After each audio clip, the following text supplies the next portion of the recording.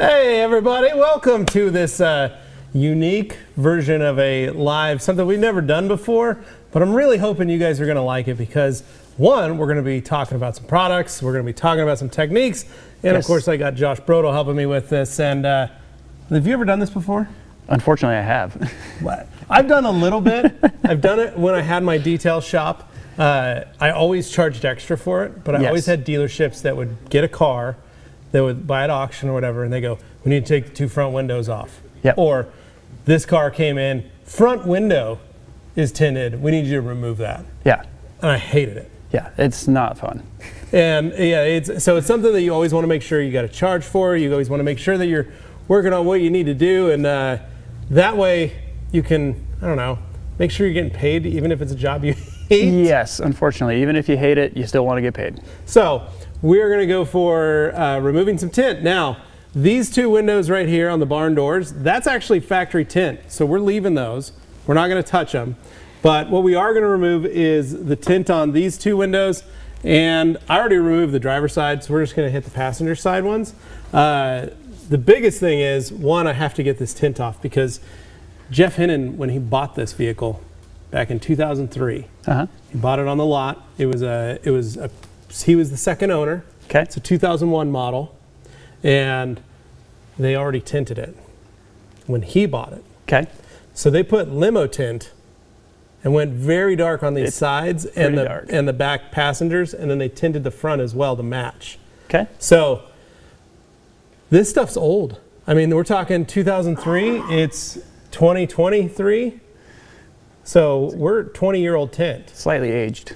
Yeah, or 22-year-old tint, and it looks horrible. So I was joking with Josh that one of the windows actually slid the tint down. It like slid when you roll the window down, like the tint would come up with it. So it's brittle. It's very brittle. Yes. So what I foresee, based on the two windows that I had to take off, is we're going to have an easy time peeling. Okay. The glue is where we're going to come into some hard Which stuff. is usually how it goes. Yeah. So did the windows peel off in one piece when you did the other two? Sure. Depending on the window. Okay. It depended on how it came off. Some of them came off in little strips. Some of them came off in big strips.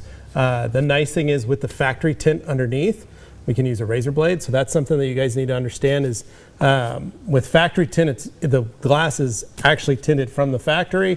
So it's impregnated into the glass, not a piece of film. Not on the surface. Not on the surface. So the tint underneath here is basically literally what you're seeing behind our heads.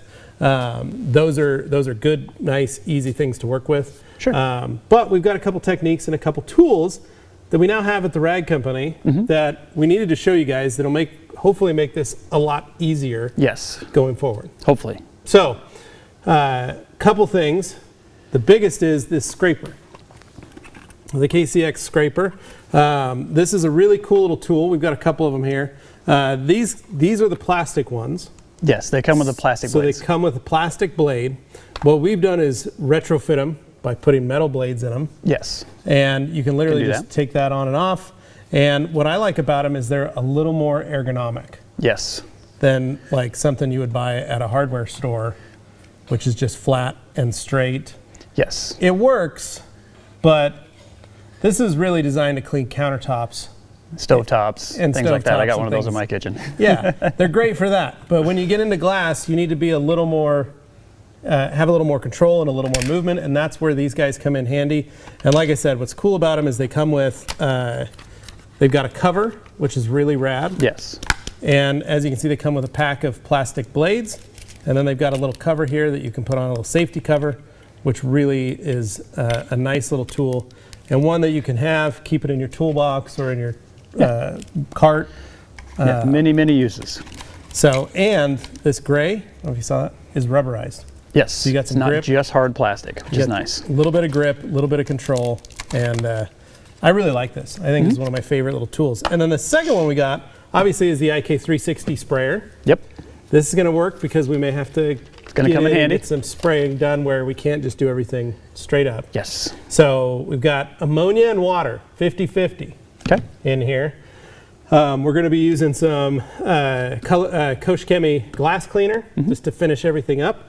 We're going to be using some towels that we're going to be salvaging. We're not sacrificing. Sacrificing, yes. You're not going to want to reuse these. You're not going to want to put them in a bucket to rags to riches.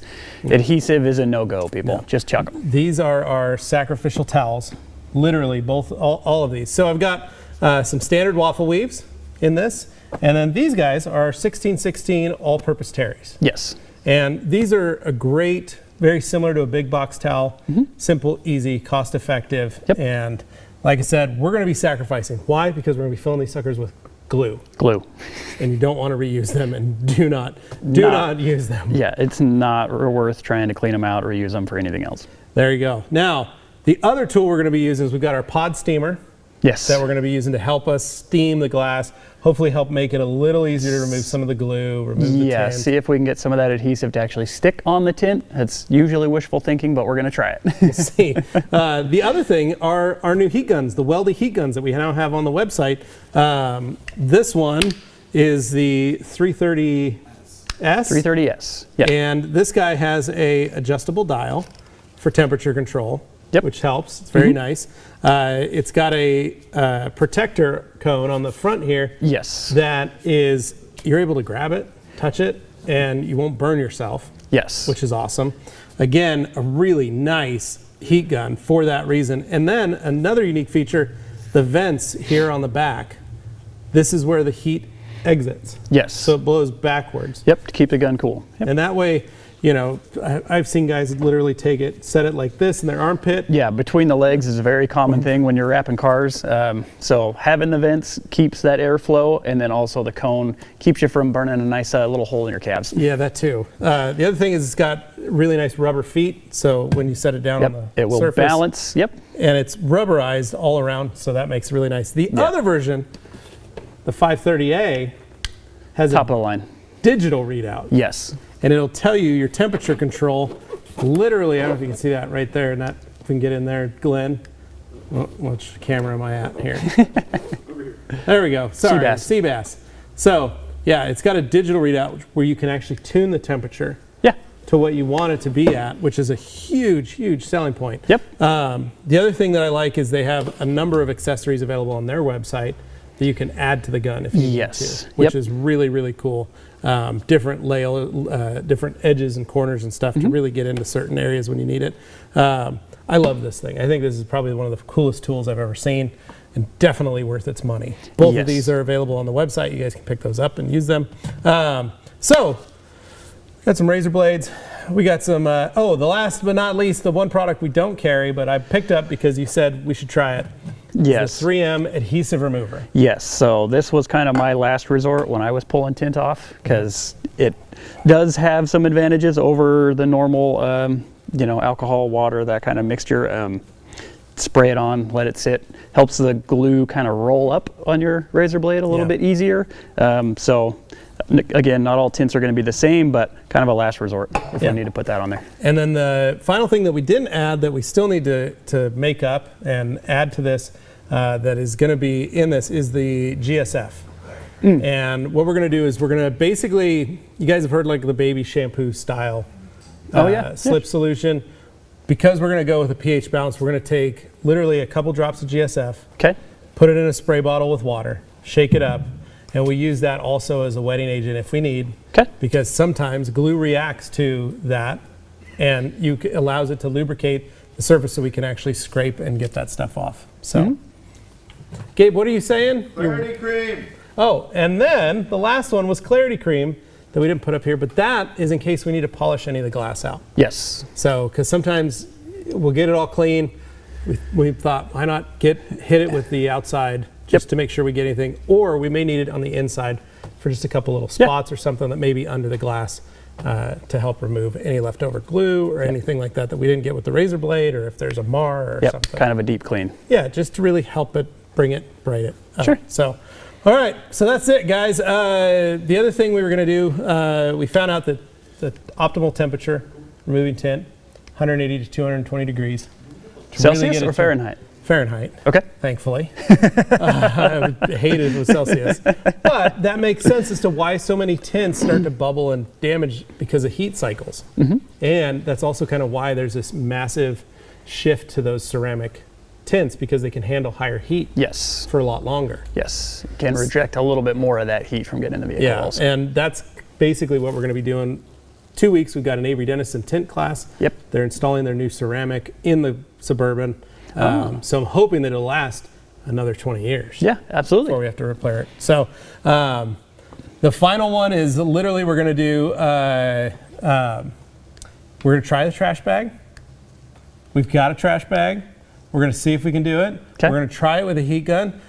Normally the way you do it is we would put the ammonia on the surface, cover it with the trash bag, pull it out into the sun, let it sit. Let it marinate a little bit. It's still a little cold outside, so it's probably not going to work. So that's why we got the heat guns too. We can heat those areas up, hopefully see if it helps, it works. If it doesn't, it's no big deal. We'll just go in, a little brute force, scrape and get that in. Yes, the heat gun will definitely warm up a bowl of chips and salsa. Absolutely. And you can do it at an optimal temperature. So that'll be great. Oh, and then Gabe's tossing us some clarity cream, so we've got that there. Perfect. All right, let's get started. What do you want to do? I'm going to hop in the middle here. You're going to hop in there? Yeah. Okay, I'll start on the passenger side. Okay, well, we need to get some scrapers going. We got some comments or questions there, Gabe? We can get started with this. Oh, GE chiming in. I don't think Dane had a chance to ask for anything in this vehicle when his dad bought it. I think he just got it.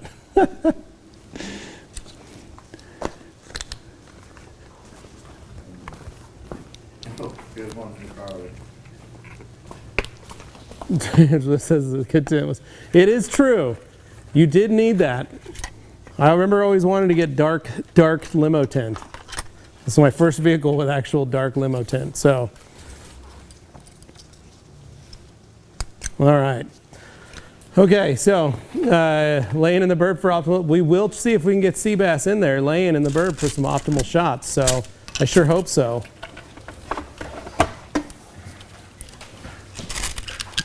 All right.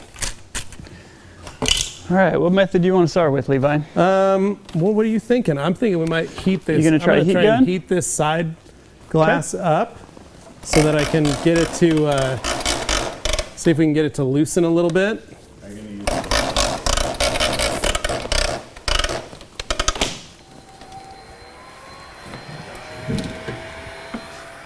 Want me to do this one or that one? Either one. That Either one's one? already starting to come off. I was going to say I might try and pick the easy one. Yeah. And where the Levi keys said are on the center console. So this tint started to slide, so yeah, you can just start. It's pulling certainly if you loose. want. I might try the steam method. So I'm just going to start trying to heat this glass, just to warm it up a bit, just to make it a little easier.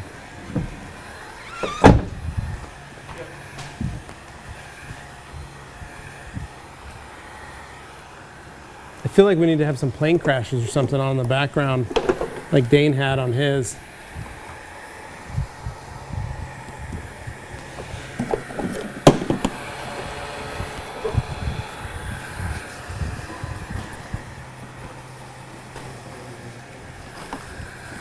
So I'm warming the outside of the glass first before I go into the middle, mostly because I don't want to bubble the tint on the inside.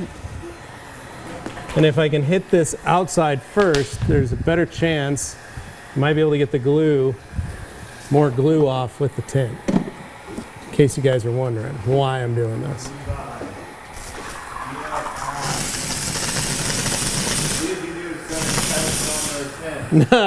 Extensive testing. Mostly just me peeling it off in my garage. Okay.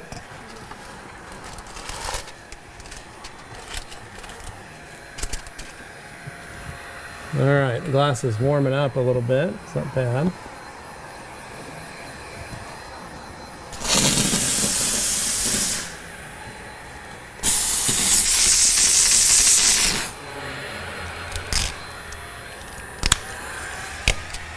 We'll warm it up a little more and heat it up.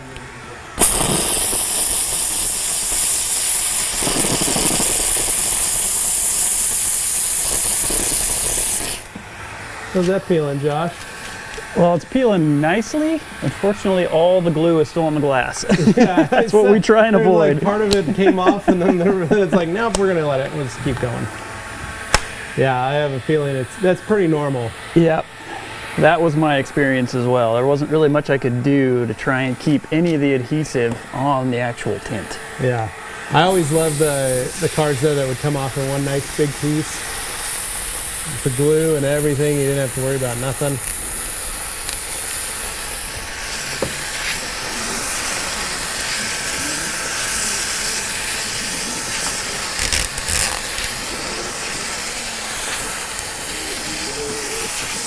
Now, if I had like an IR lamp or something, we could have posted up on this. It probably would have heated this surface a little more. Or, like we said, you can pull it out into the outside into the sun, but it's still a little chilly out because it's morning. All right.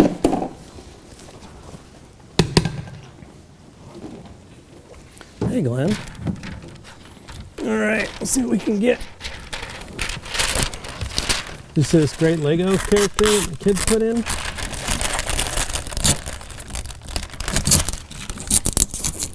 Woo! We need some light in here.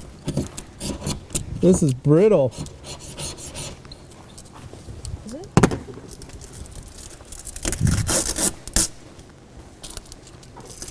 Yes, these two. This is so brittle, Josh. Yeah. It's not going to be a fun task. It's literally coming off in flakes.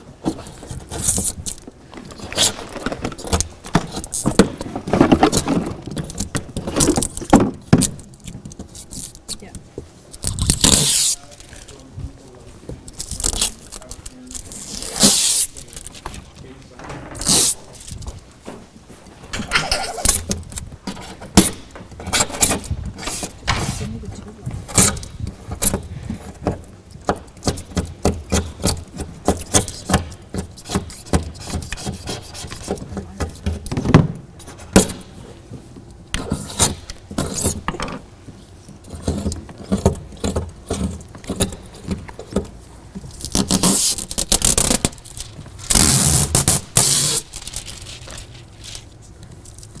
So as you can see, when I'm pulling, it's pulling off easily, but it still looks like there's tint on here.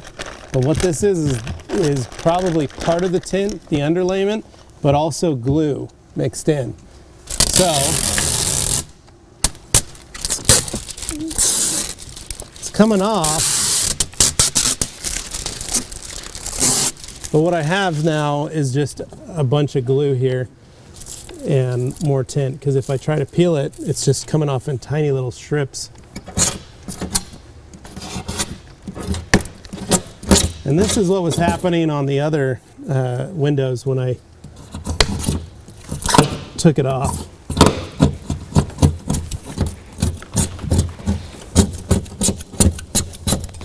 Now, one thing you can do is if you peel all this off in this, we get some of these strips going, and we try and get a lot of this first layer. I can then put on like we said, that soap and water mixture, create a little more lubrication for my razor blade to be able to slide and help break some of this. I can also use the alcohol or I can use the ammonia to help break that up. The problem though is in an enclosed space with the ammonia, just be careful. You don't want to get nauseous or sick because of it.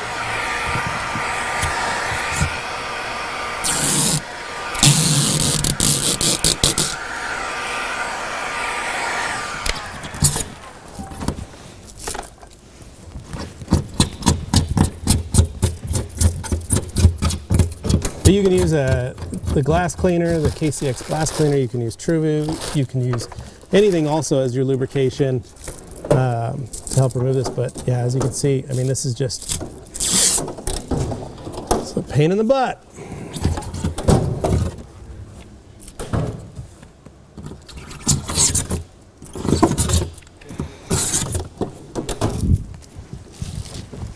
I'm gonna grab something to spray on there to help. So this is also another reason to have a lot of blades.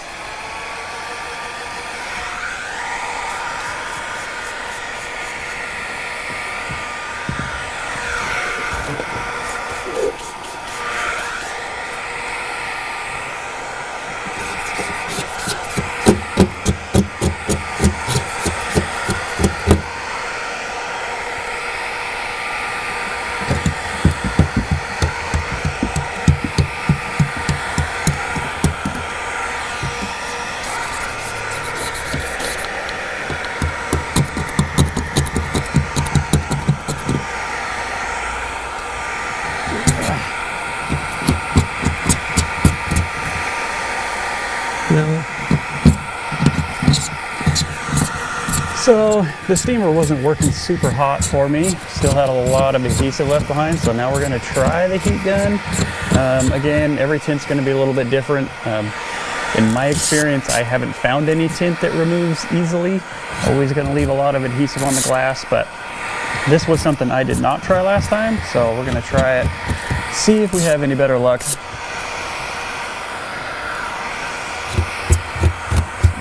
Slowly heat this piece up a little bit.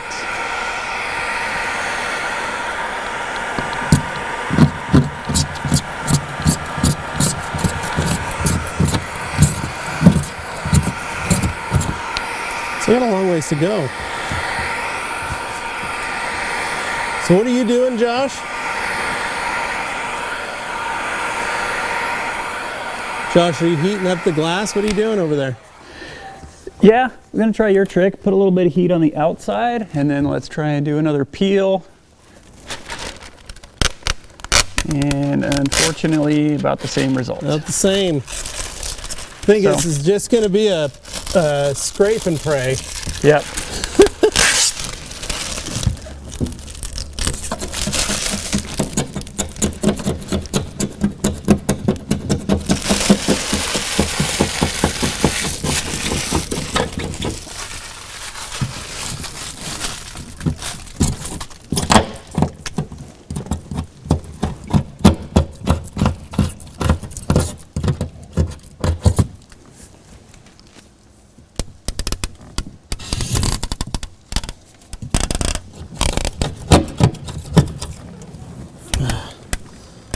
I think my blade's dull.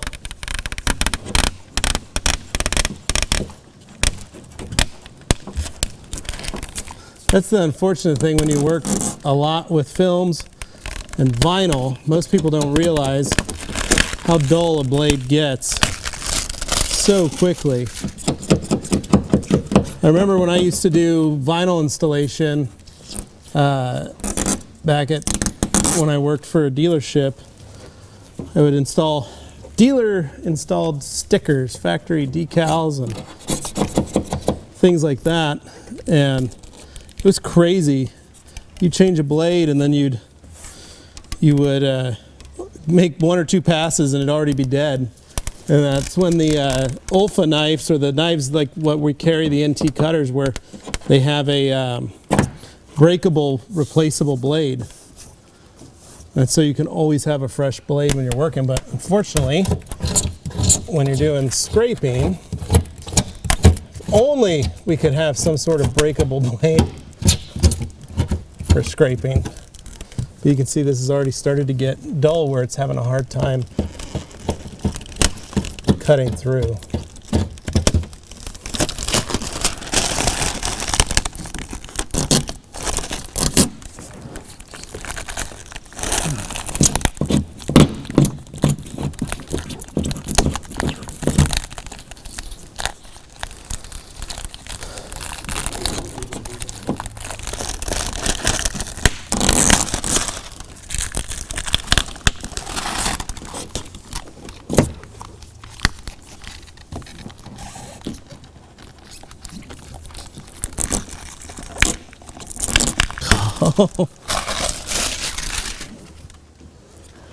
It is. I am so glad I took so much ibuprofen and Tylenol before I left this morning. So I got a good couple hours in me before my hands start aching. But look, I'm going slow. Look at Glenn, look, I'm going slow. I'm gonna try and get this. Oh, dang it. The frustrating thing is you get a piece going and you're like, yeah. Oh, and then it just snaps on you. Yeah, so I got one blade pretty much toast.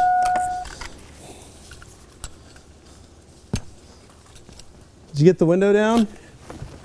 Not yet, that's what I'm working on now. Oh, you probably gotta unlock the windows.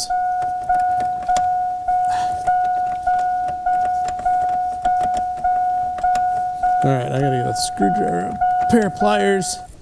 So I tighten down my razor blade pretty tight.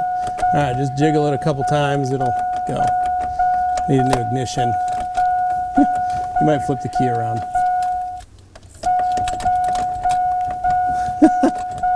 You can do it, there you go. There's a little trick to it. The Master of Shine anti-theft system. Yeah, you gotta know how to talk to it. You can't even hot start it with a key. It's right, you can't. All right, so I cranked mine down pretty tight so that I wouldn't have to worry about it loosening. So I had to grab a pair of pliers. Oh my gosh, it's still that tight. Just so I could get it, not lose that razor blade. All right, so yeah, you can use Ulex. The worry that I have with some, so Coach Kemi's coming out with some newer, as you guys saw in TRCMA, they're coming out with some newer solvents that are a lot safer on plastics and things like that. The worry that I would have is just make sure that you're using a safe, plastic safe glue or adhesive remover, or cover your plastics with a drop cloth of some sort. So tape, maybe tape and a trash bag, some things if you're really going to get heavy with it. My only concern would be if you burn or melt or damage the plastics. The nice thing is these are kind of natural plastic, the tan, so it's not so bad. But if you have like a black or a really cool light color or nice color, or some of the different colorways in here, maybe red or something like that, you want to be careful. You don't want to damage the plastics and vinyl in that situation. So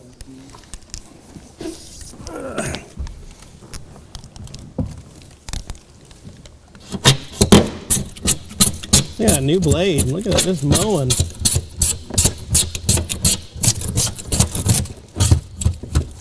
About 165,000 last I saw. It's got the traditional GM problem where it lost its odometer and the gauge cluster just shuts off. So it randomly comes on, and when it does, I always take a picture of it. So that way I know. But it's been a good car. Like I said, it was Jeff Hennon's family car for a long time, and then I got it. It's been an awesome little vehicle for us as a family, be able to go camping, fit the dog, put all our gear in, tow our trailer, all that stuff, and does it with ease. It's also great for shuttling guests of TRC when they come to town.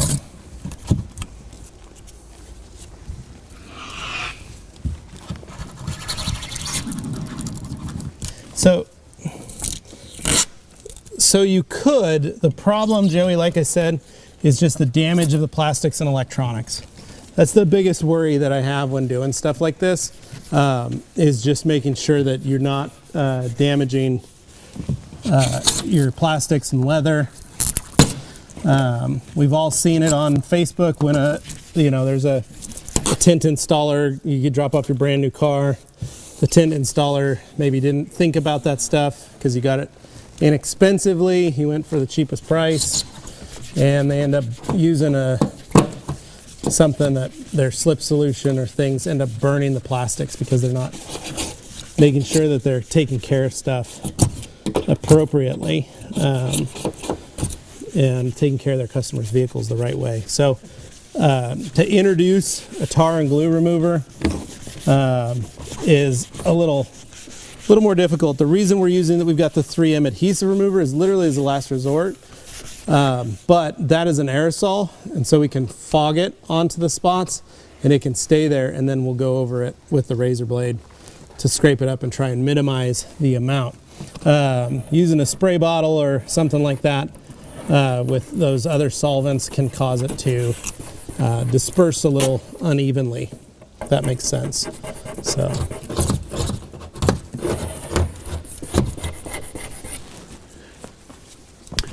Sure. Yeah, I just got gonna try a little bit of the ammonia water mix and just kind of spread it around on this adhesive. Let's see if any of it kind of softens up a little bit before I try and scrape it off. I am gonna go grab a metal blade. My plastic one's really not getting it done at the moment. And Josh is right. That is it. Ammonia does soften tint.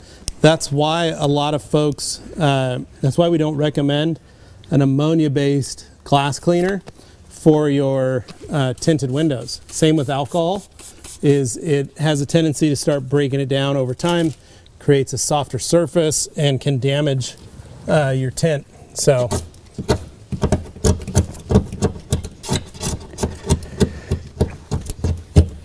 Negative. I don't know, maybe for the right price. So one thing I'm going to do, Josh, is I'm actually going to flip my blade.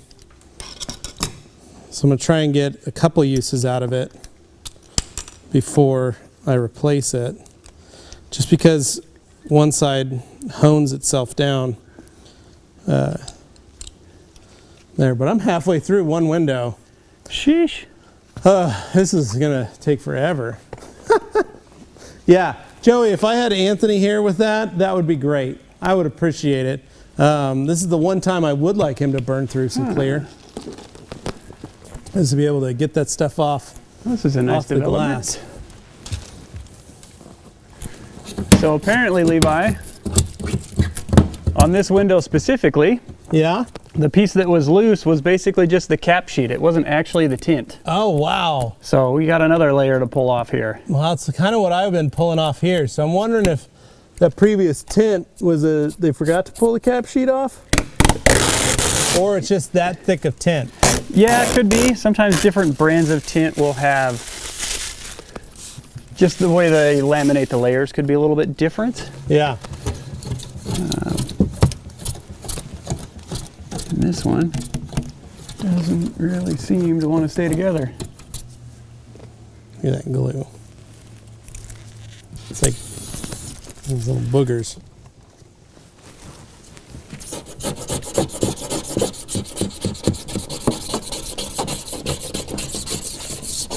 Okay.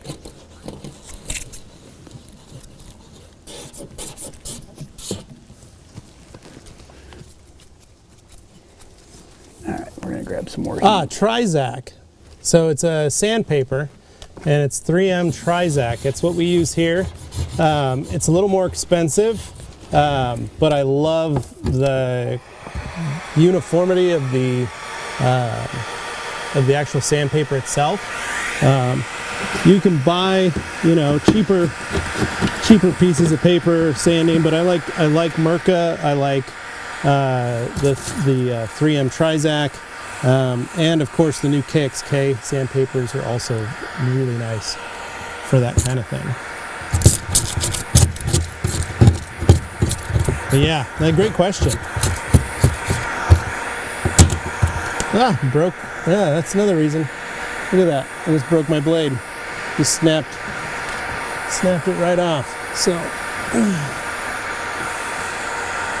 that's pretty cool.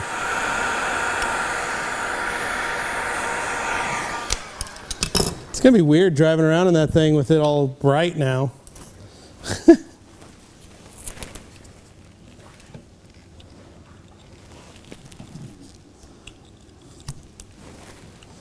All right. So Glenn, I got an idea. I'm gonna set this one up, and I'm gonna grab the second one so I have another one ready to rock, just in case, with a metal blade.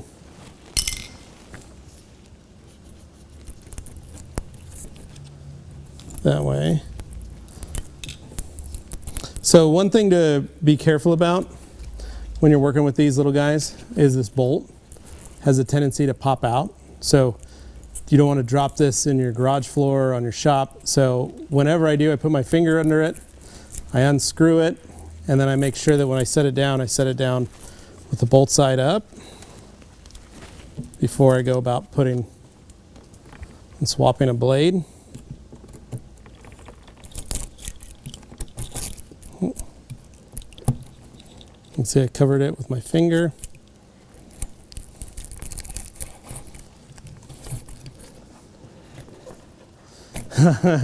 Dane never bought tires for Ragnarok. I should see if he wants to. He might enjoy it, you know. It's one of those things that might be something that, you know, I could probably sweet talk him into the future of, like, I know you're itching to buy a set of tires. Have I got the vehicle for you? And you never know. He might go for it. But look at that. I love a fresh blade. Look at just like a little bulldozer.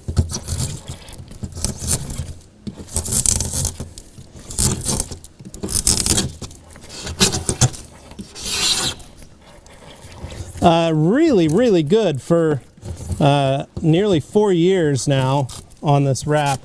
It's had a lot of different coatings on it, and so that's been really good to help it. But it's been surprising. Justin was here, you know, for TR SEMA, and he was even blown away by how good it still looked in certain spots. So that was good. So you can see I'm losing some of my tint down here in this little crevice. There are companies that make little ropes of microfiber that you can slide in here and be able to try and keep some of that liquid and some of this extra garbage out of there. So.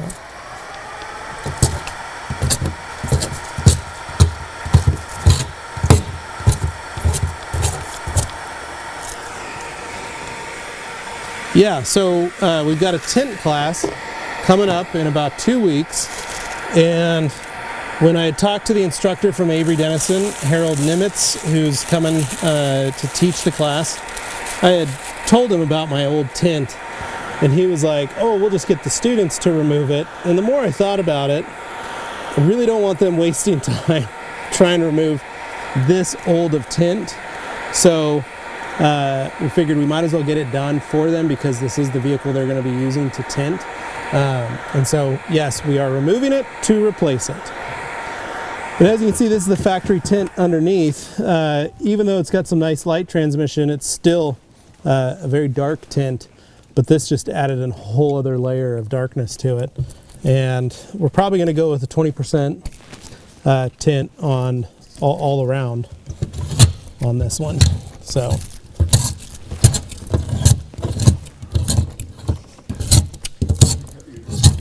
I figured out just keeping my blade sharp and primed and ready has been the best, kind of the best use. Now, some of this, see Glenn, some of these glue marks here, I'm leaving. I'm not trying to go back too much because if I can get this all clean, then I can spray it with a glass cleaner and then I can go through and scrape all the glue off like I was showing you guys down in this section. So in the essence of time,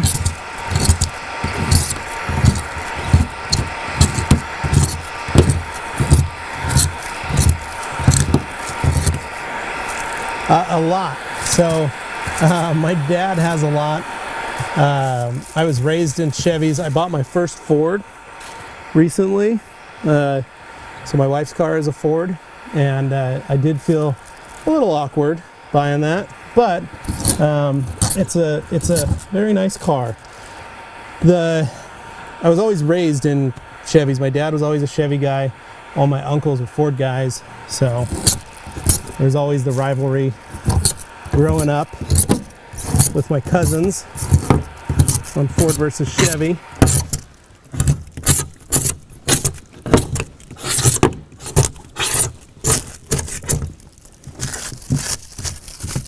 I hope people are finding this fascinating, or at least satisfying, right?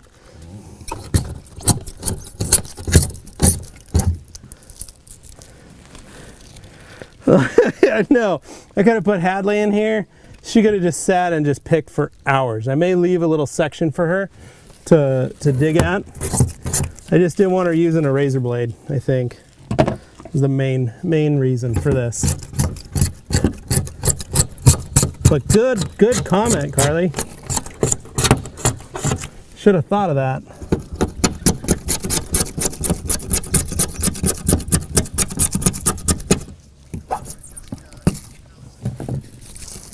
Oh, it's a slow process, as you can see. I found that getting the tint a little bit warm kind of makes it stay together at least a little bit, so I'm not breaking off just fragments every single time. It is very hard. Let's see if we can get a little strip going here. It is tough to just keep it together. Yeah, it's very brittle.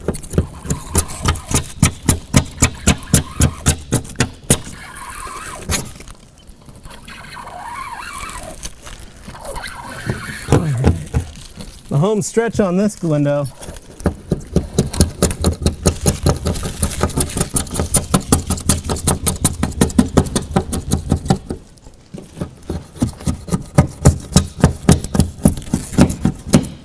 Whew, it's a workout. How you doing, Glenn? Good.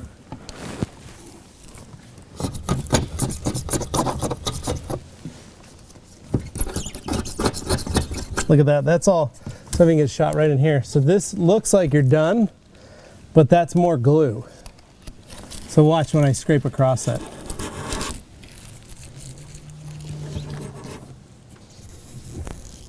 So there's always that trick that I've seen a number of detailers do where they're like, they'll peel tint. I used to have these dudes that worked with me, and they would peel the tint on a window and they would go like, cool, it's done. And that's all they would do. They'd peel it, think it was done, because it would leave that clear film there. And they would literally go about the rest of the time cleaning the car, detailing the car, and then when it came to cleaning the glass, what they didn't realize was how sticky this is. And they'd hit it with their towel and it would lint and grab everything, and they'd have to start all over trying to get rid of the glue because it wasn't opaque. Maybe like this where it was clear. So that's where it may seem like, oh man, just keep going over the same spot over and over again, but it's because of that reason. You never know where the glue is actually, so it pays to just keep an eye out, make sure you hit all the same spots.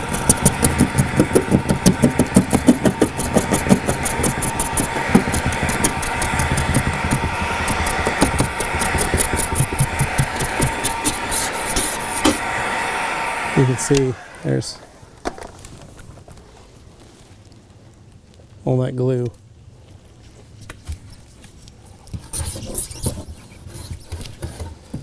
So the easiest way to do a window when you've got it all scraped is go around the edges. That way you know you've got stuff. And then one way is to go up and down, because you'll feel the edges in the glass that you've left over glue or things like that. It's kind of a crosshatch. You can see we're pulling up glue. off there. And then from the top, we do the same thing and go down and try and meet that glue in the middle.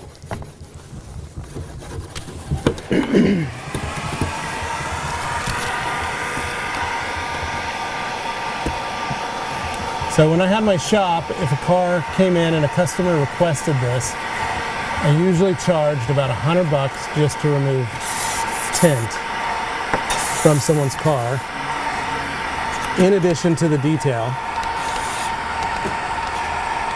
But that was so at least I knew that I was getting, you know, a little extra money on it. And then we would do an interior detail. I tried not to ever remove tint without doing a detail because of, you can see all the little just stuff that we're getting on the surface here, on the plastics, all the liquid that we've got on the surface plastics. It just made it that much easier for us to clean up and make sure that we got everything that we needed, so that the customer could leave with a car that actually felt clean to them, and then they could take it and go get it tinted. Now your tinter can do this too, and like we said, the trash bag method is primarily the fastest, easiest way to remove tint and glue because it all kind of dissolves and comes off as one. The ammonia actually penetrates the film and sweats through the trash bag, sweats through to the glass and dissolves the glue, and then because of the heat, it's a really unique method, and it takes almost no time at all, about 20 minutes. You could literally hit a couple spots and peel the glass and then do the other sides. So in under 40 minutes, you could, with about 5 minutes of actual work time, you could strip all the tint very quickly, very effectively. Like I said, it's cold outside, so it's a little harder for us to do that in this temperature. So, all right, I got that window. We'll grab a window towel.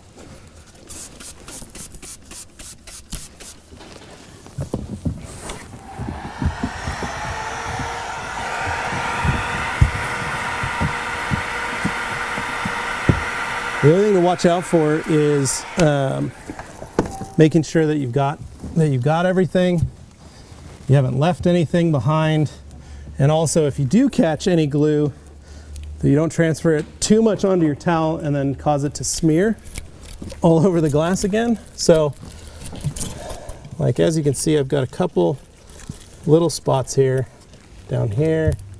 They're just kind of pocked all around, so we're gonna clean the glass again. Yeah, Andre.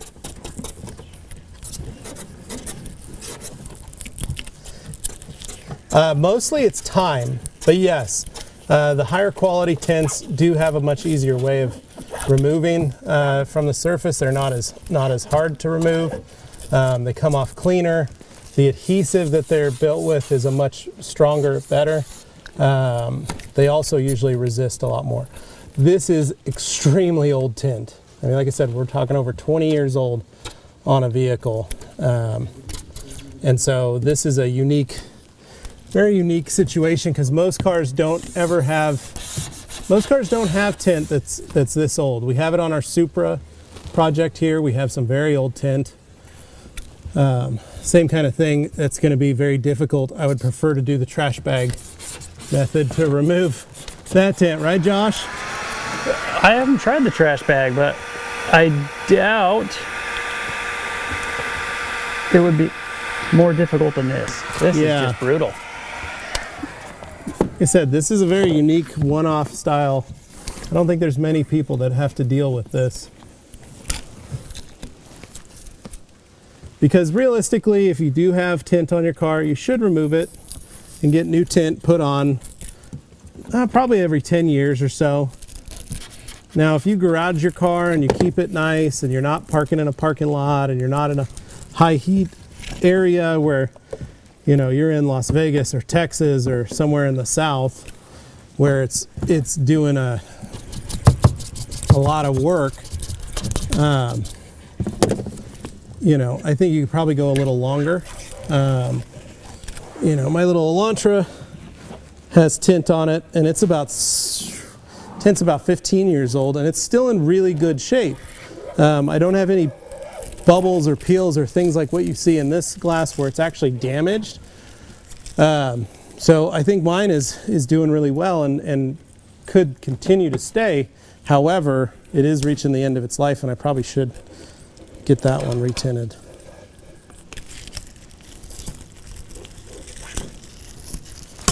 All right, put some new blades in. How are you doing, Josh? Need a new blade? I'm probably ready for one.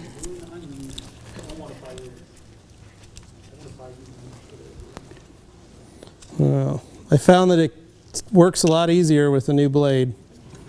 So Hopefully you bought a 100-pack of blades over there. we got some. We got plenty. I've got like 4 on the counter, but I can go grab more. Because I think I went through about 6 on this back window.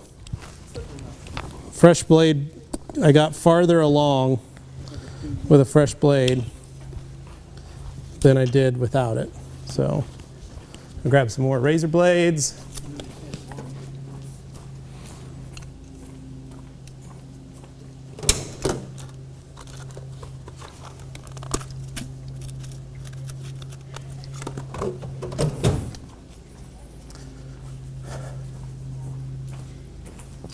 All right.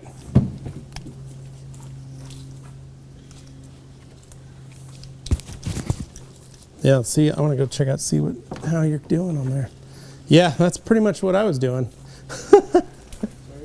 Yeah, it just doesn't really seem like any Yeah, and process I it's try. super brittle. Just wants, to keep it together. I found that if I got it started and then put a little bit of heat on it, sometimes you'd have a little bit of luck. Yeah. So I was using my steamer and my heat gun at home, and I got 2 windows done, and I said, that was pretty difficult. Yeah. It's just so time consuming. Yeah, that's why I wonder if that other version would work a lot better. It's But- possible. Just because of the fact that this is so difficult to remove. Yep.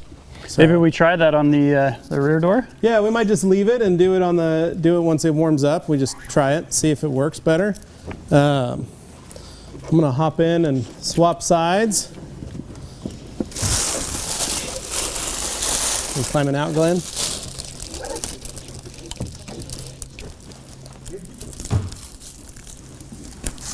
All right, I'm gonna just pick up my mess here so I don't have to make more mess. Get all my tint.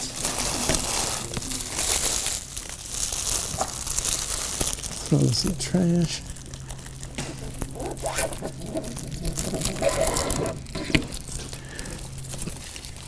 Sure. All right, Seabass, you ready? So we can fire up the heat gun here. You can tell it will give you a, so right now it's actually on cool down. So let's get it on full heat.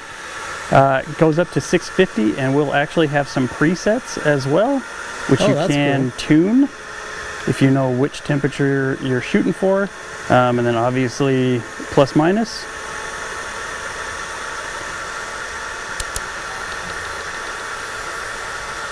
All the way down. And then the second feature here on the trigger 1 and 2 is running. If we put it to 1, it's going to do what they call kind of a cool off mode. So with the little snowflake there, what it's going to do is it's going to continue to run air over the heating element and help it cool down a little bit better before you say drop it or something like that. Obviously that's going to damage the element over time the longer that happens or more often.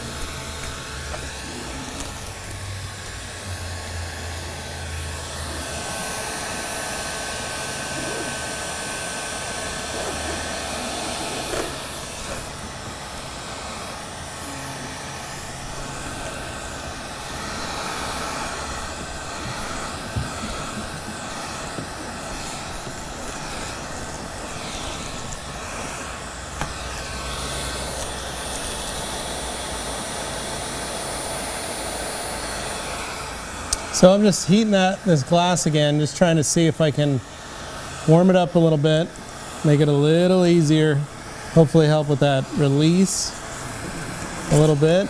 It's starting to feel a lot warmer than the old window, the other window, the one we just finished. So I'm hoping that if I can just heat it up a little more from the outside, I won't run into the same issues. But again, right now on this one, I've got it set to 6. So 6.5, 7, and right in between, so 6.5. And it's pretty hot.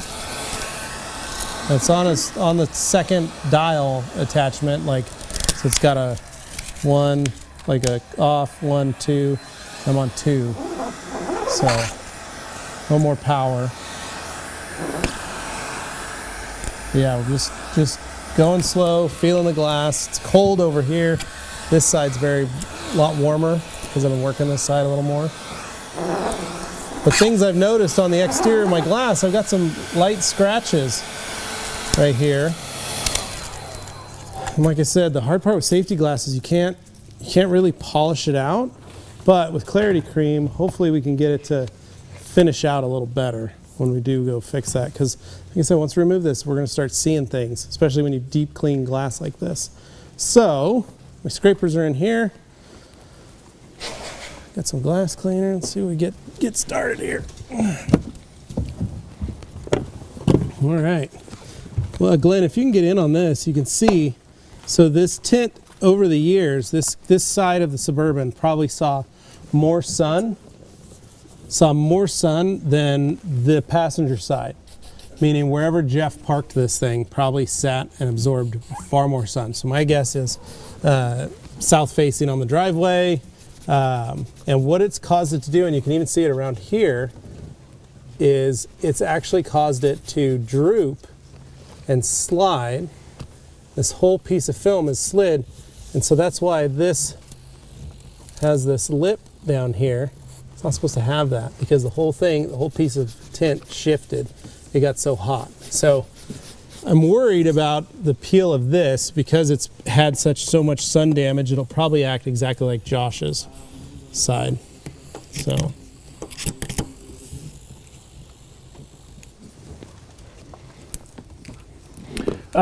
so I finally got most of the tint off of the top part of the window. I'm gonna just spray a little bit of the 3M adhesive remover, and we're gonna hope that I can then roll the adhesive off using the razor blade.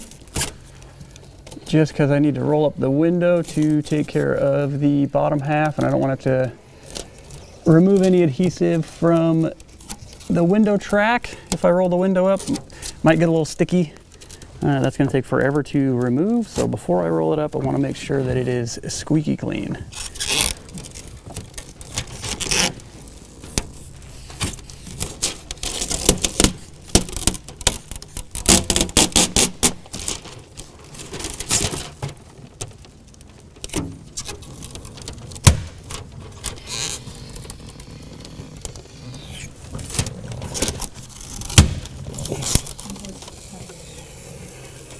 Is everybody as excited as I am?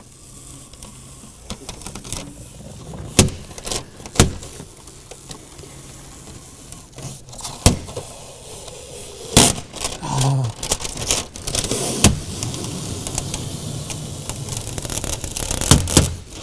About $100.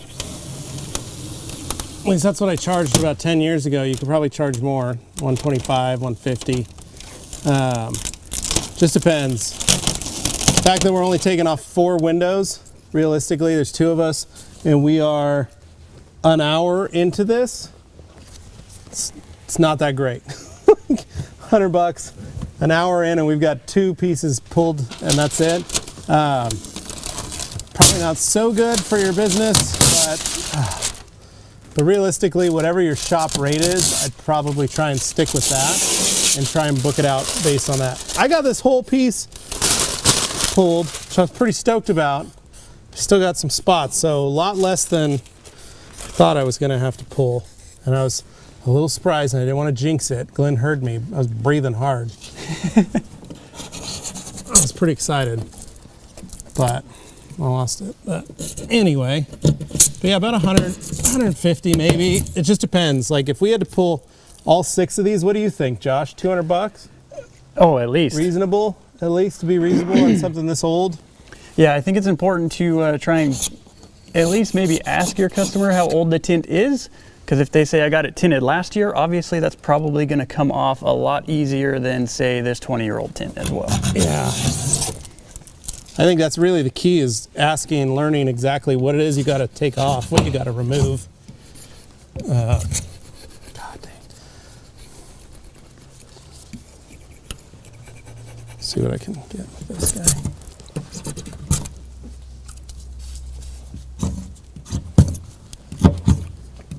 All right, so what I've run into is I'm now stuck in this, I'm in Josh's situation where this glue is very slippery and it's causing this razor blade to not want to bite.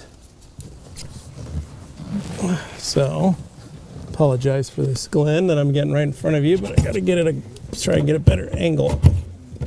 Yes, but, all right, it's not working. All right, get it wet.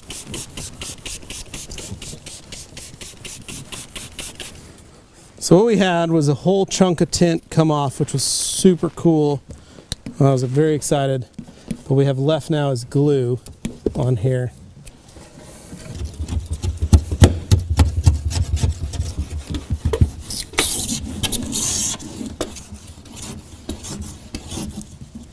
And it's so slick that it's not letting me hit this like a curb. It's almost like a smooth driveway, so I'm not actually getting the blade to bite underneath the glue. So I'm going to clean all this clear glue off.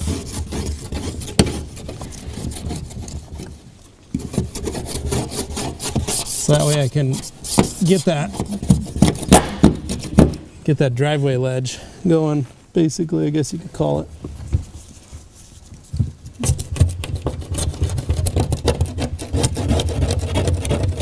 Yeah, so yeah, it's just coming up my blade.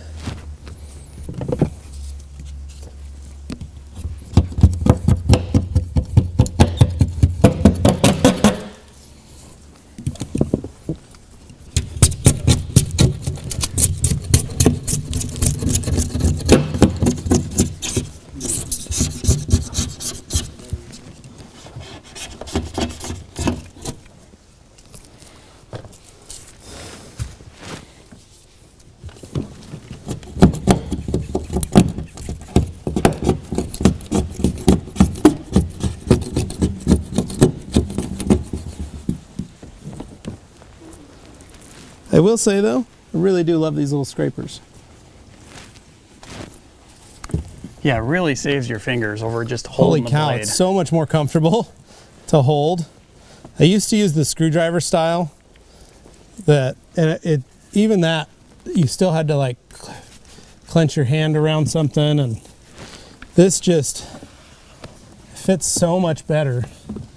It's so much more ergonomic.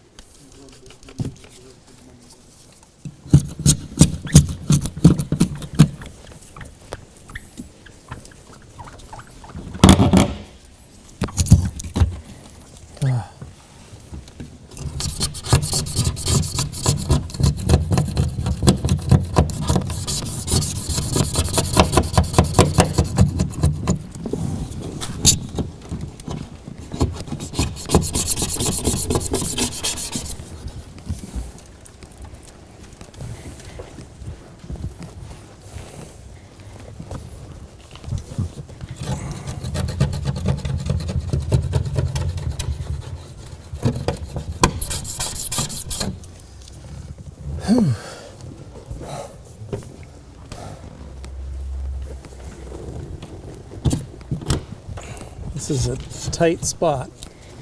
I wonder if I can pull that off. Oh, look at that. Look at all the tint up here. It's like been flying off my blade. It's funny.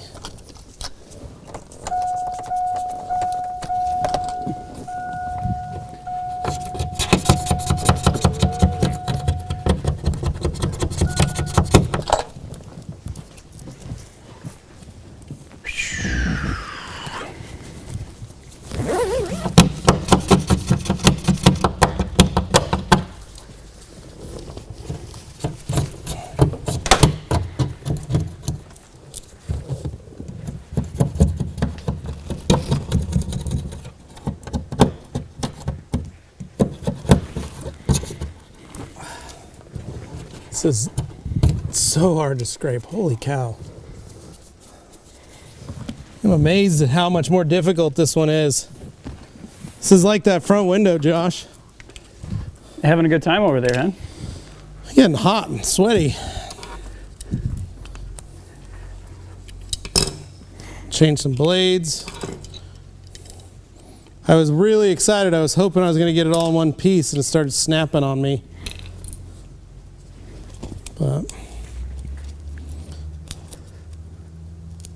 But now I got a couple spots that are just very detailed and tedious.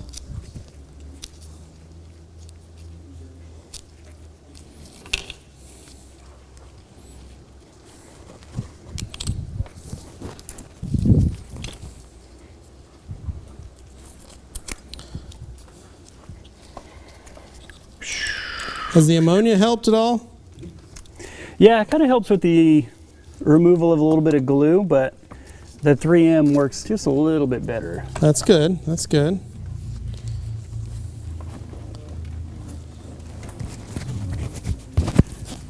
Take my shirt off here. I'm dying.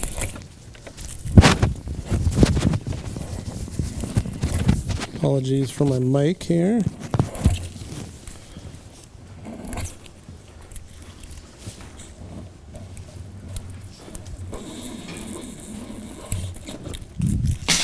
Oh. No, my talk back.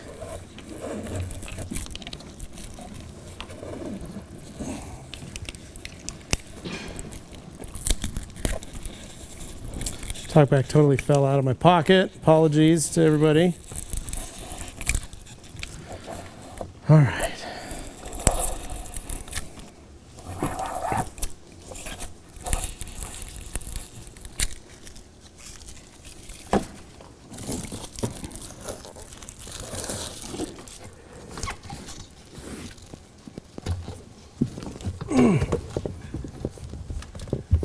All right, Glenn, ready to see what we can do? What kind of damage we can get into?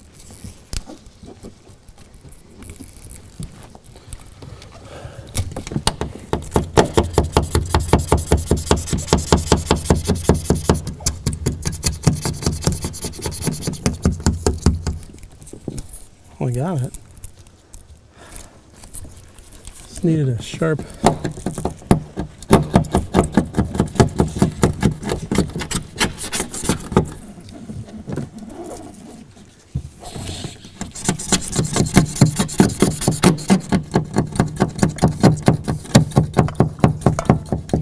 I just can't believe how gluey and sticky.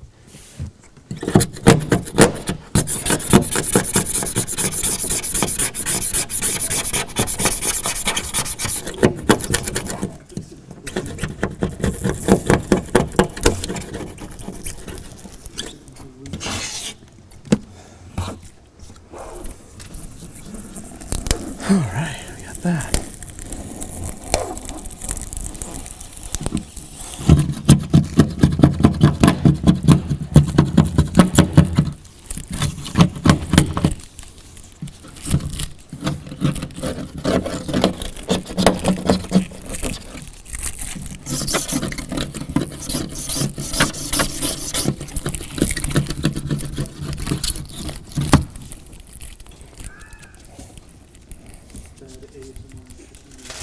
This is really bad ASMR, isn't this? It's just fingernails on a chalkboard. Kind of ASMR if you're into that kind of stuff, I guess, huh?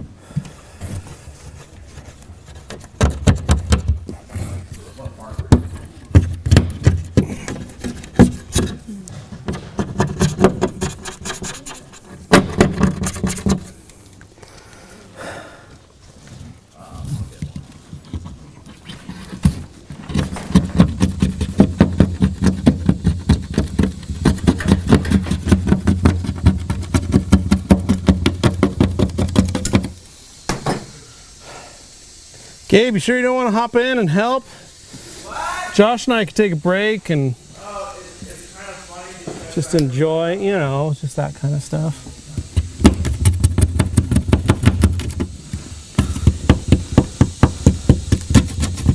Surprising how this isn't coming off. You're doing a really good job. Thanks, I appreciate it.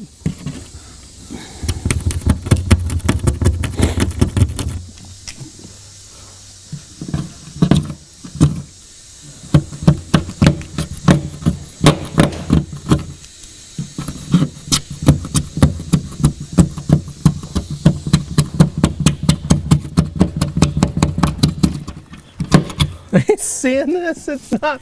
Look how much I got off. This is crazy.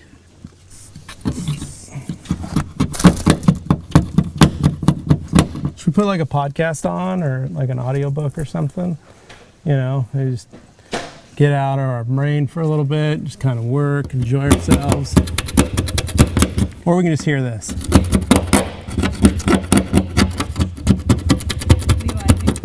You're supposed to provide the entertainment. I know, right? Like, this is super fun. I'm enjoying it. I'm having a blast. No, I can't believe how difficult this is. So, again, maybe we bring that price up. Josh, what are you thinking? 250? 300? I think we got to be over 300 at this point. Okay, yeah, because this is crazy. Absolutely crazy. Gabe, you sure you don't want to take a swing at this? Here's the deal, Levi. I'm providing as much light as I want to shed some light on for the viewers. Okay, all right. I'm going to swap blades, Glenn, because these things are dull already, and I haven't even tackled this little piece. Okay, that's better. That is a lot better, thank you. Appreciate that.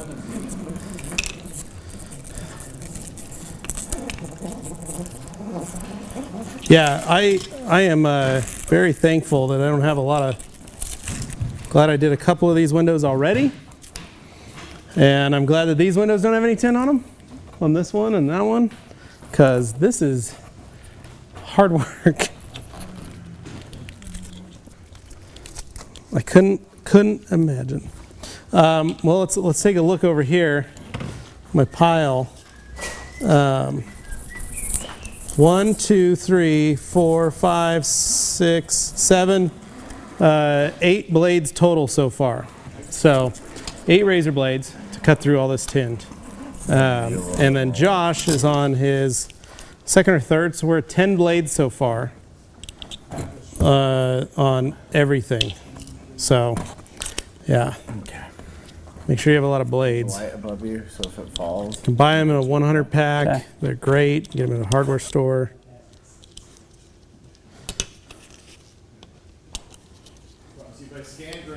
This is why I think, though, that there's some method to the madness of utilizing the trash bag approach, because I see it needing to soften and loosen this stuff up. And so what I'm going to do is actually heat that section and see if I can make it any better. We'll do it on the inside.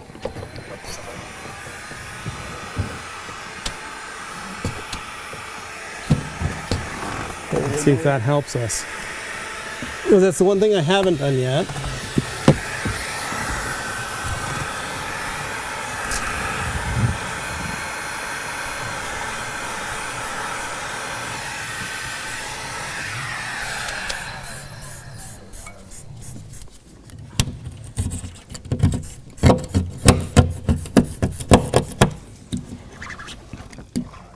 And no, it didn't really do anything.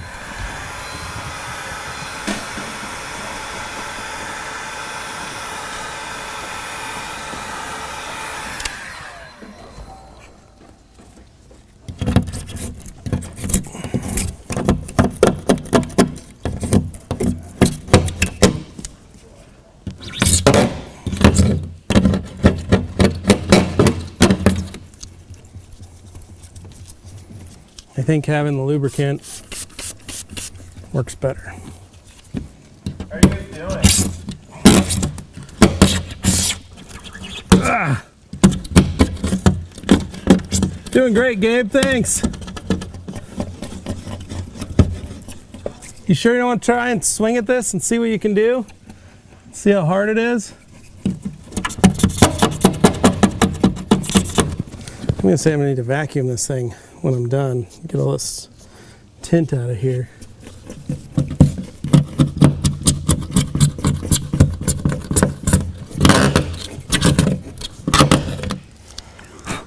So, yeah, this is great. Hey, Josh, Yo. the other guys are on first class right now, flying to Chicago. And I'm sure they're not having as much fun as you and me are. Probably not. Nope, not at all. Just sitting on a plane. Test. Enjoying some drinks.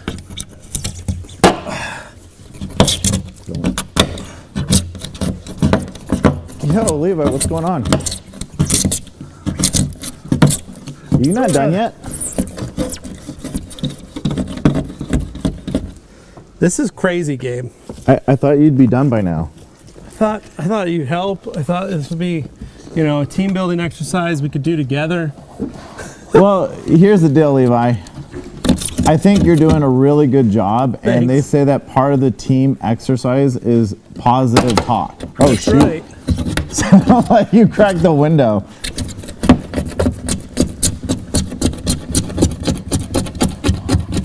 Would it help if I heated? here. Would it help if I heated it up on the outside? I don't think so. That bad, huh? It really made no difference. Did you? Is that glue right there? Oh, there you go.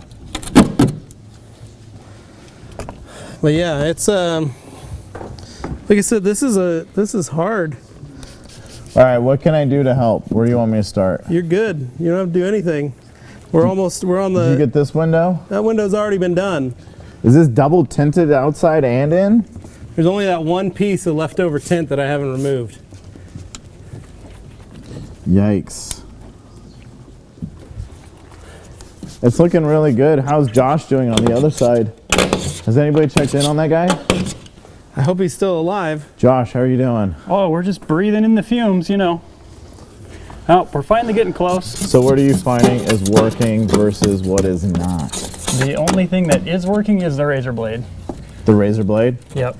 Unfortunately, yeah, tried some heat, tried some steam. Nothing really seems to make this tint want to kind of stay together. Well, I was reading up on tint, and they say that when it sits in the sun for so long and it's old, it just becomes brittle. Are you guys finding that it's a brittle type of tint? Absolutely. Yeah. It's much like old vinyl wrap on the outside. If you leave it on too long, it will be a nightmare to remove. I mean, that's pretty cool, though, what you're doing with the razor blade. You're doing a straight action cut. Straight across. Sometimes you can get a little bit of a strip going there, like that one was pretty nice. But this piece over here has not been. Maybe Seabass will get a Quite closer so. shot on this. But if you move it out of the way, Gabe, I probably could. Oh, there you go, Seabass. My apologies. Yeah, this side just doesn't want to do it.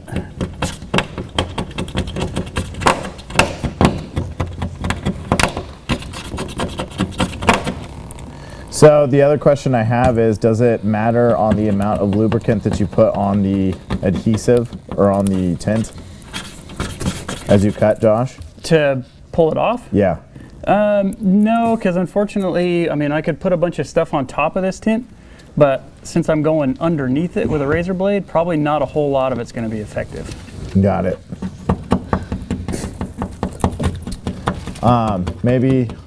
Maybe AB can come on out here and I can throw some questions up at you guys on the Yeah, are there on any the questions? iPad Is there from anybody viewers. still watching this? Get in there. It's certainly not fun to be doing. People I don't are know if it's any watching fun this. to watch. There's not a lot right now. They are watching this. I think the big What do we thing got, like is 20 people?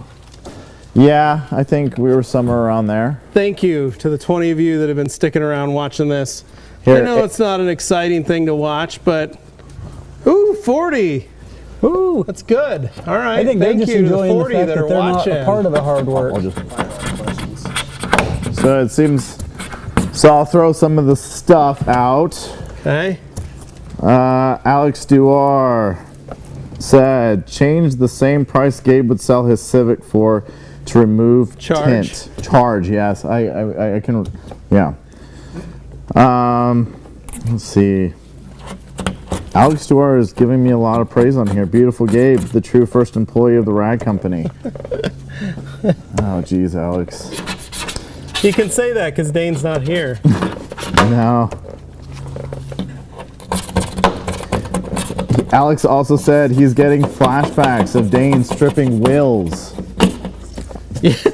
That's how it feels, Alex. That's very close. Yes, very much And Glenn's so. here to document it. Let me see.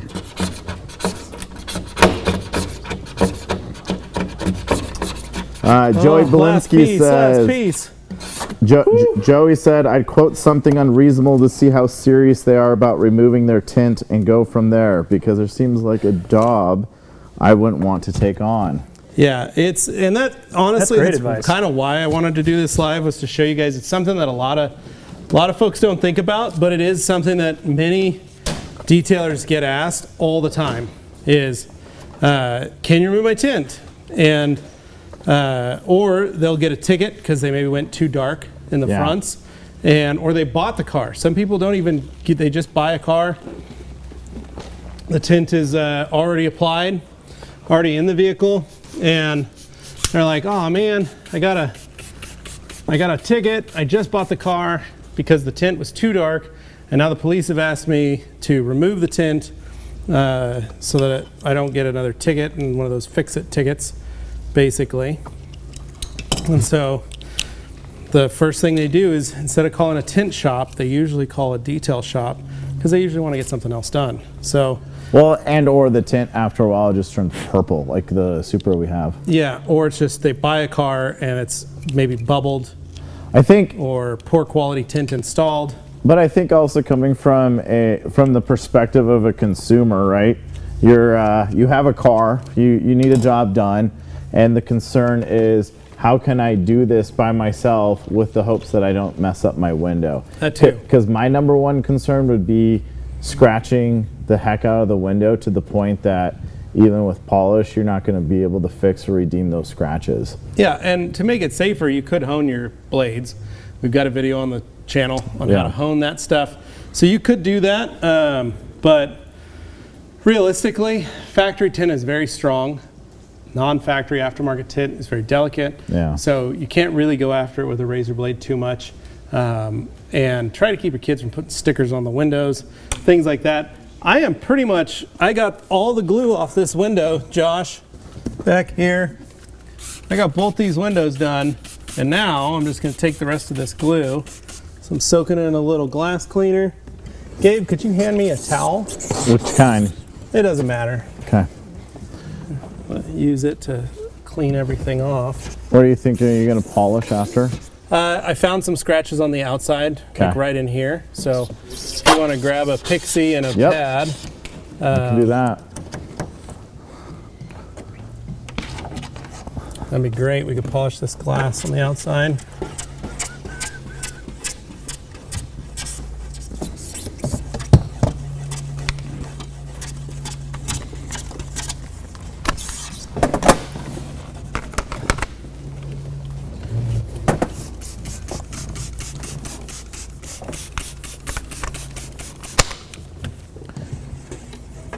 You want to go wool or foam? Foam's fine. Okay. Even I like yellow foam.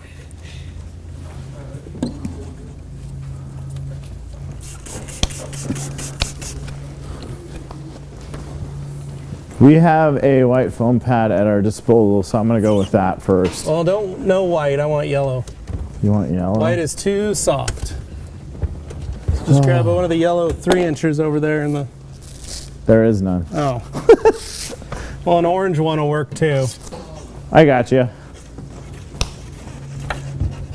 You need to put that seat down? Yeah. All right, so you got to flip the seats. Can't lean them. Yeah, so here, let's just take this one down. So you guys can see, we're gonna make a little room. So I got a yellow pad. It is not a new pad, but it should do. There you go, Glenn. We can pull all that stuff out, Seabass. If you want to do that, we want to do that seat. Actually, I'm going to do... Grab my laptop there. Grab all this stuff.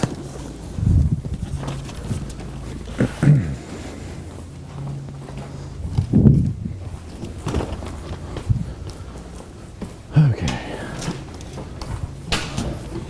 I'm actually going to clear your window first. Oh, thank you, Gabe.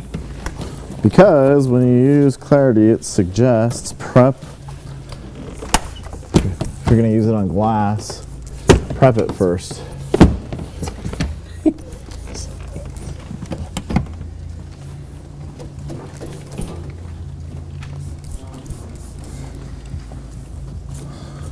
All right.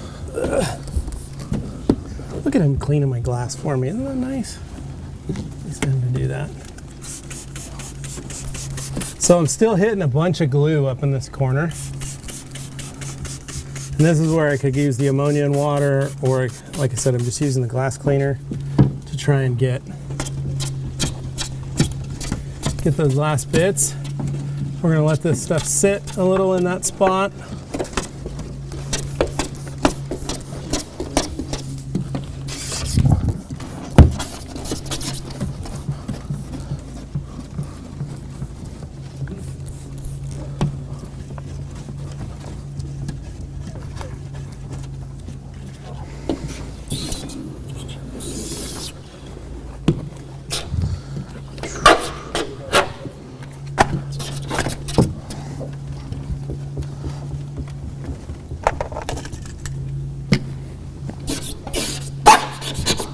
Yikes. I can fill that out here. I bet. It's the razor.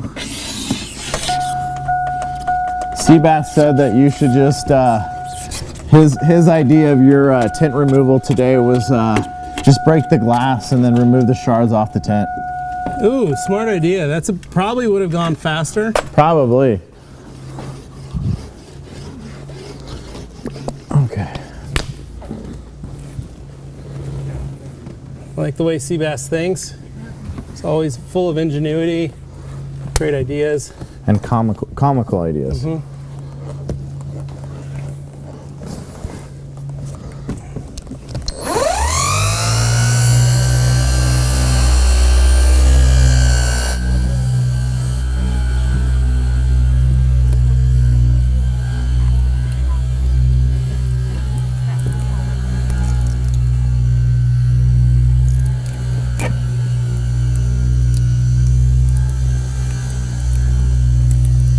This is a very linty towel.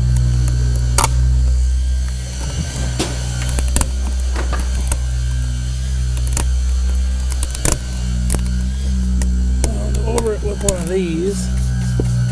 Pick up that went.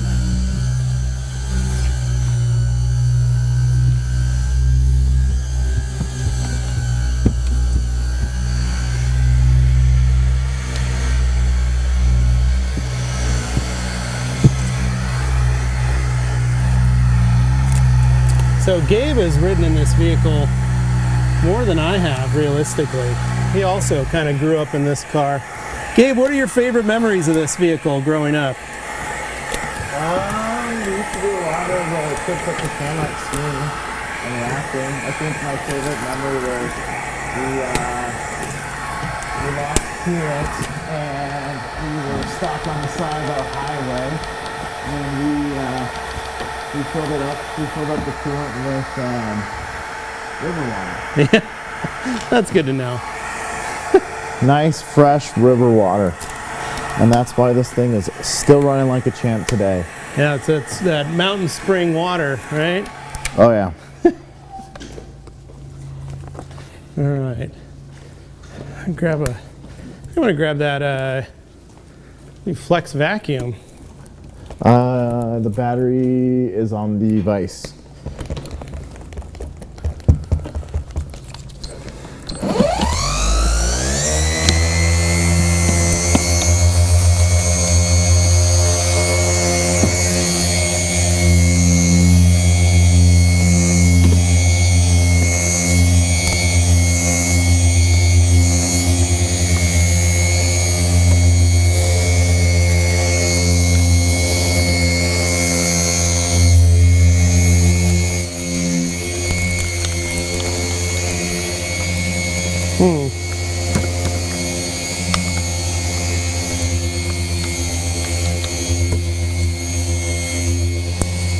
Never mind, it's not working.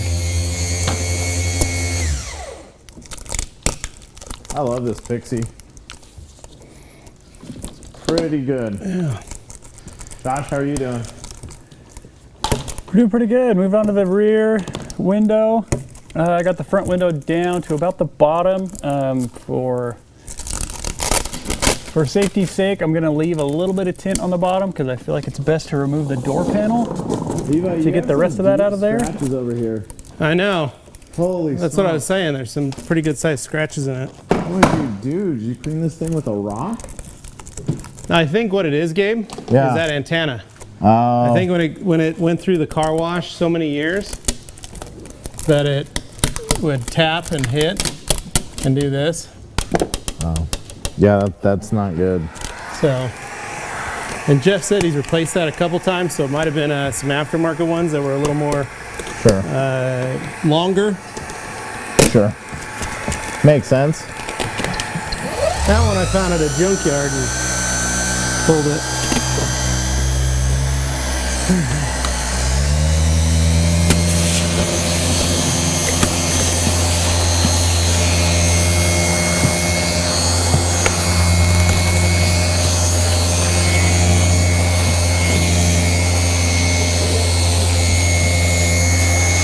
Vacuum up all this tint we have here.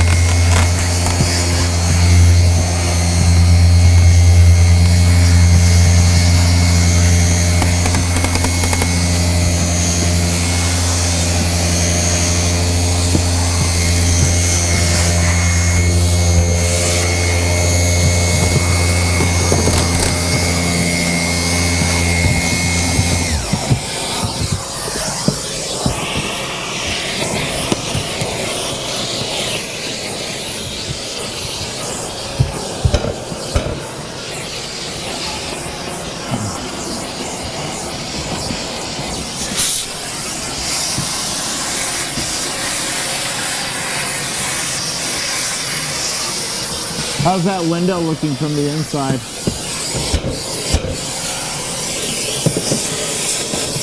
How's the window looking from the inside? Looks good. Are there any areas? Okay.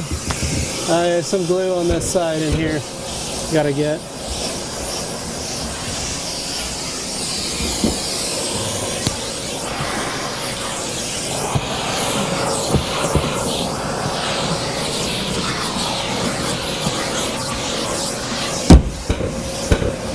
Mean F-150 says, Levi, use the heat gun as you are doing it. It works way better. Well, it's good to know.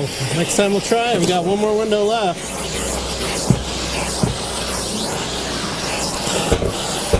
Glenn Davis says, this is awesome. This is the nitty gritty of detailing that not a lot of people think about. No, this is the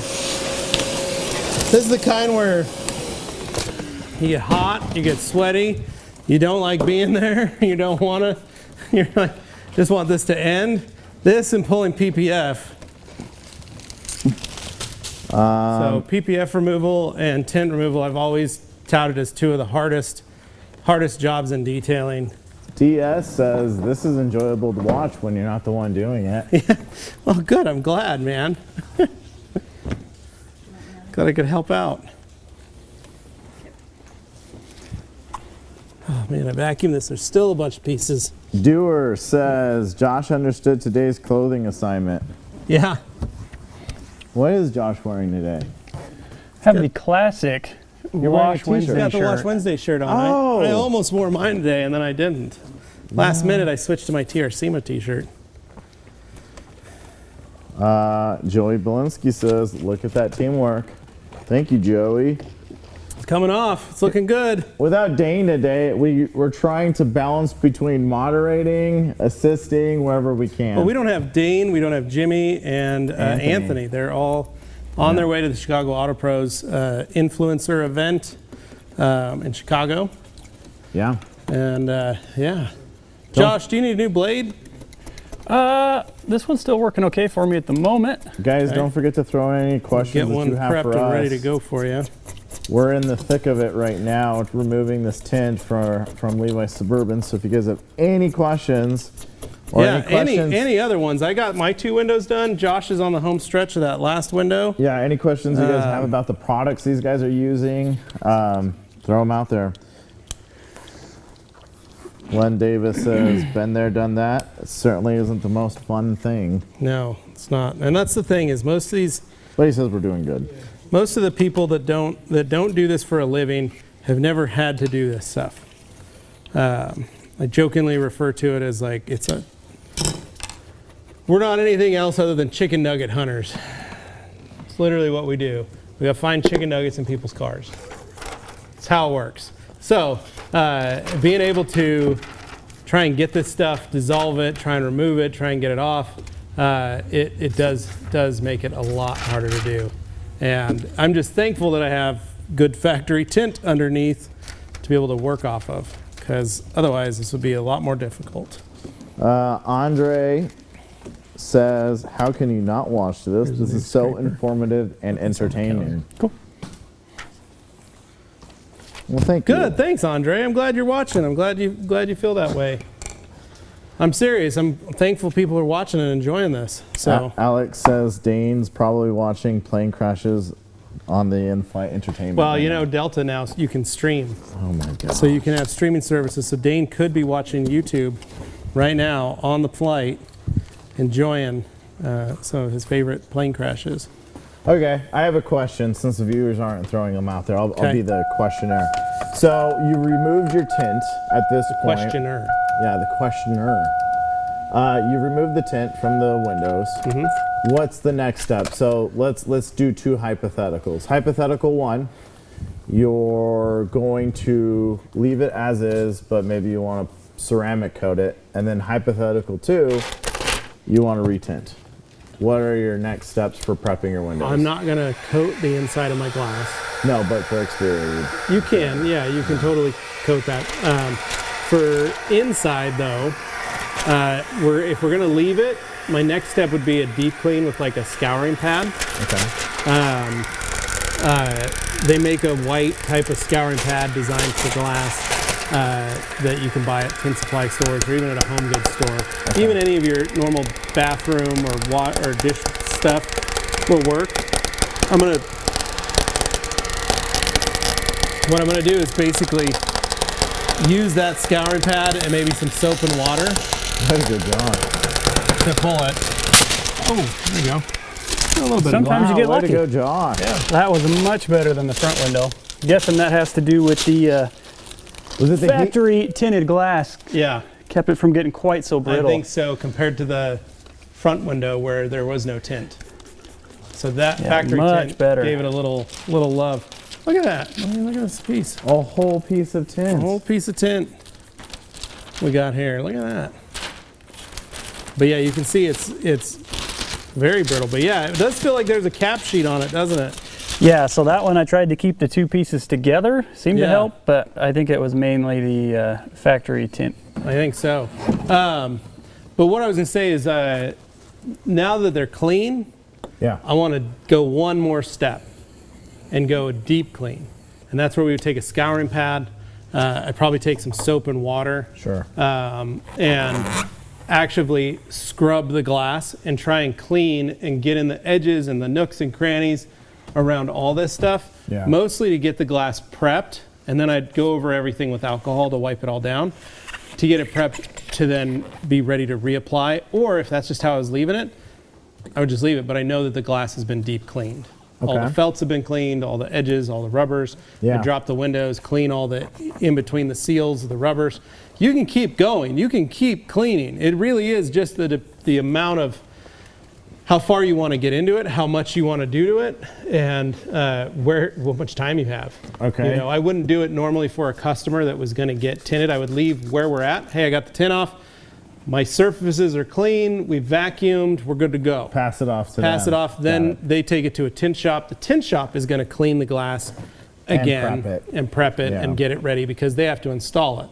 So I don't have to do that if I'm paying a tint company to do it or something like that. So, but for someone like Anthony, who wants his things pure and untouched, that's something that he would then spend a weekend saying, I got all my stuff cleaned and done. So I guess the other question is this, right? And you guys may have talked about this, but when you're dealing with rear windows with your heat defrosters on the windows, what are the do's and don'ts or differences, if you will, when removing from your regular glass versus with these little defrosters? We wouldn't be using razor blades. Because if we cut any of these want to avoid. and we slice through any of those, that breaks the defroster. So that is where the trash bag method is primarily used for back glass. That's the main reason they do it, is to get it to come off without doing that, and then they try to dissolve the glue using a 3M adhesive remover or ammonia or something, and then they use the scouring pad to scrape any of the leftover stuff. So for those circumstances, you would use the plastic bag, let it sit in the sun, let it heat for a while. I mean, literally, we've got a garbage bag right here, and it's almost the opposite of installing tint. You're basically taking wherever I can find a piece to cut it off here. You're basically making this template out of a piece of trash bag. Sure. And then you're just going to put alcohol on, or not alcohol, but ammonia on the surface. Let it stick to the glass. And then you're going to apply this to that ammonia on the inside of the glass, like this, and then put it out in the sun for 15, 20 minutes. And then the goal is that you can peel this off, and then you can grab a corner. You should be able to do exactly what Josh just did with this piece by peeling that whole piece, and then all that's left is some light glue or light residue, and that's where you come in with. And then, like I said, it's a type of scouring pad. It's like a white Brillo pad. Busiest way to describe it. And you just scrub, and it'll grab and pull the glue. And you can use Shara. You could use Ulex in that sense. I try to recommend not going in with those solvents yet. But start with something a little less. And like I said, Coach Chemi's coming out with those two new solvents, T and I can't remember the other one. It's like Orange Power or whatever. Those two are lighter than Ulex. So those I would recommend, especially like the Orange Power or something. A little bit less aggressive. That's what I would use to not damage your glass. So that's it. No, that's really good. We don't have a lot of questions. We have a couple. Yeah, bug sponge and glue remover after scraping, the headache I would have afterwards. Oh, dude, I don't doubt it. And then the glass cleaner and fine steel wool. Could also work. Double aught steel wool was what I used back in the day before quad aught. But double aught is what we use too, especially on front glass when I'd have to pull front window tint, which I absolutely could not stand. All right, Joey's got a good question. Will the solvents hurt the defroster lines at all? Possibly, but that's why the goal is to try and remove as much of this as possible, and then go first with something safe like soap and water, or glass cleaner and water. And then if that doesn't get it, then you step up. Yeah, don't just overdo it. No, that makes sense. I mean, It's a pretty straightforward process, but It is. again, It's tedious. it's one of those things that it's a little bit scary to do in the sense of, one, it's tedious, like you said, and two, my concern of over scratching or Yeah, with the and blade. well, that's what most people don't realize is like a lot of people go, oh man, I don't put stickers on my windows because I don't want to scratch. I don't want to scratch the glass when I take my razor blade to go scrape off some of these stickers, like what I have on the back here. I'll show you just real quick. Like some of these stickers, people are like, oh man, I don't want to try and take them off with a razor blade. But reality, this isn't, I can do all kinds of stuff around here. The key is as long as I'm not digging at an angle with my blade, as long as I'm keeping my blade flat and parallel to the surface, and I provide lubrication, Yeah. you're not going to scratch it. It's when you don't and you grab something else like a metal scraper or license plate or something. So there you go, guys. Hopefully that was as informative as it possibly could be, and I hope you guys enjoyed it. Maybe found it relaxing. Nice little break in the middle of the day to hear some scratching and some scraping. A little bit of polishing there at the end. A little bit of grinding. Kind of smooth it over. Yeah, a little bit of that. It was good, but thank you, Josh, for helping me. I of really course. appreciate it. In for the dirty work. That's right. And those of you that are wondering any customer service questions, Josh is the guy to ask those to because he's the one that's always helping That'd be out. me. Him and Aaron. And Gabe, thank you for handling the comments. Appreciate it. I did a little bit. AB also did some too. Thanks for polishing the Thanks, glass. AB. And Seabass and Glenn and Nick and AB, I appreciate you guys all being here and helping me out with this project. And as always, guys, thanks for watching. And I'll see you tomorrow on Q&A Thursday, tuning in with me by myself in the studio. Don't forget to like and subscribe. We'll see ya. Thanks, guys.